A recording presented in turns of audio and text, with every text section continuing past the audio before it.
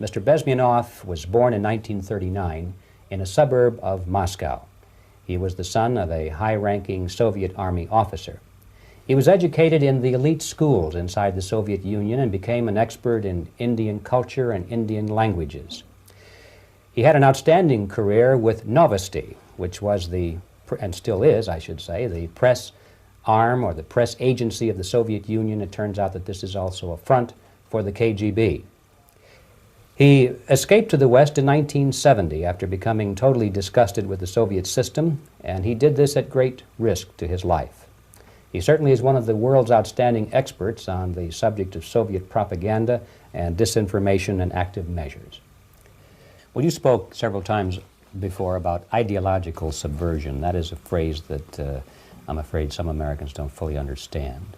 When the Soviets use the phrase ideological subversion, what do they mean by it? Ideological subversion is the slow process which we call either ideological subversion or active measures, активные мероприятия in the language of the KGB, or psychological warfare.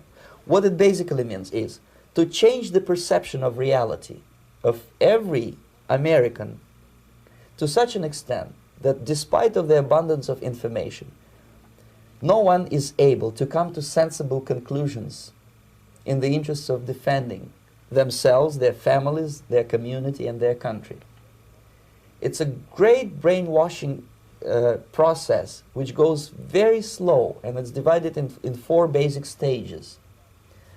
The first one being demoralization. It takes from 15 to 20 years to demoralize a nation.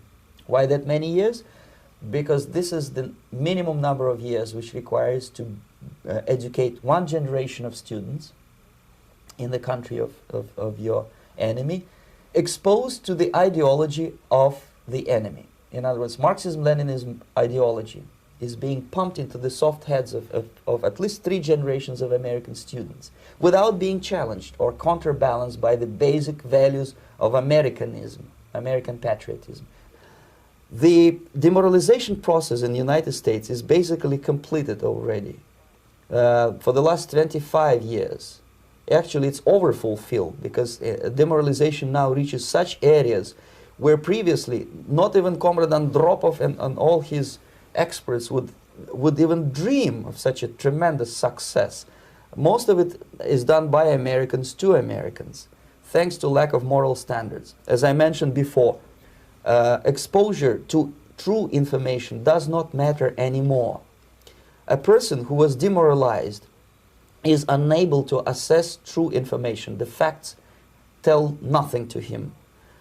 Even if I shower him with information, with authentic proof, with documents, with pictures, even if I take him by force to the Soviet Union and show him concentration camp, he will refuse to believe it until he is going to receive a kick in his fat bottom.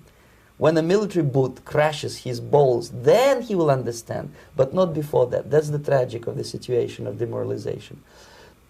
The next stage is destabilization. This time, subverter does not care about your ideas and the patterns of your consumption. Whether you eat junk food and get fat and flabby, it doesn't matter anymore.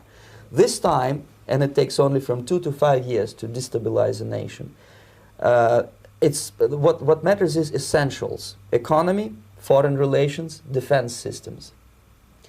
And you can see it quite clearly that in some areas, in such sensitive areas as defense and economy, the influence of Marxist-Leninist ideas in the United States is absolutely fantastic. I could never believe it 14 years ago when I landed in this part of the world that the process will go that fast.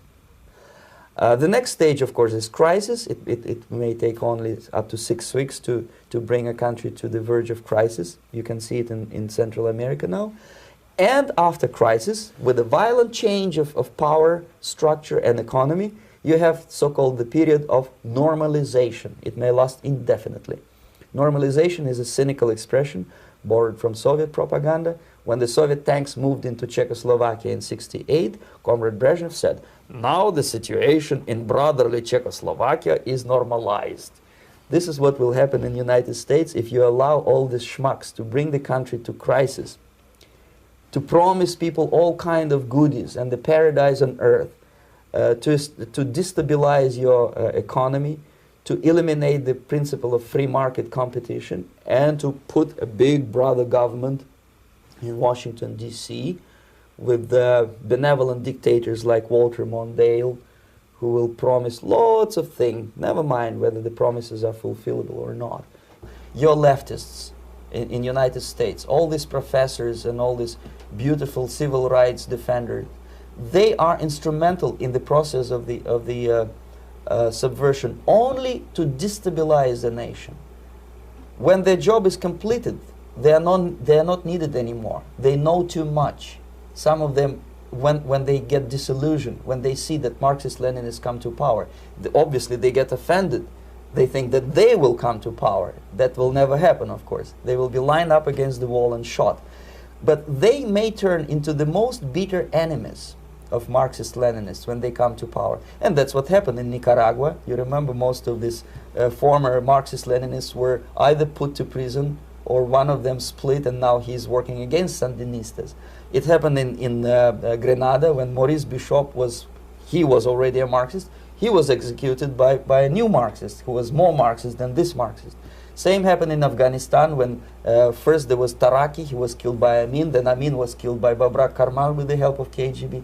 Same happened in Bangladesh when Mujibur Rahman, very pro-Soviet leftist, was assassinated by his own Marxist-Leninist military comrades. It's the same pattern everywhere. The time bomb is ticking. With every second, the disaster